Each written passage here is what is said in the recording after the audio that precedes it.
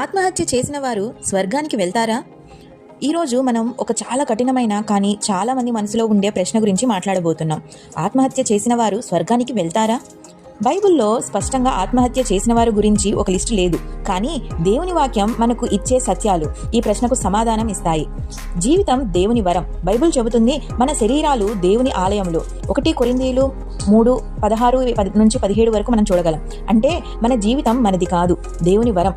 కాబట్టి మన ప్రాణం తీయడం అనేది దేవుని సంకల్పానికి వ్యతిరేకం. పాపమా? అవును, ఆత్మహత్య ఒక పాపం. ఎందుకంటే అది జీవితం మీద నియంత్రణ దేవుని నుండి మనం తీసుకోవడం. కానీ గమనించండి, ఇది క్షమించరాని పాపం కాదు. రక్షణ పనుల వల్ల కాదు, కృప వల్ల. ఎఫెసీయులకు రాసిన పత్రిక 2వ అధ్యాయం 8-9 వరకు చెబుతుంది, మన రక్షణ మన పనుల వల్ల కాదు, దేవుని కృప వల్ల.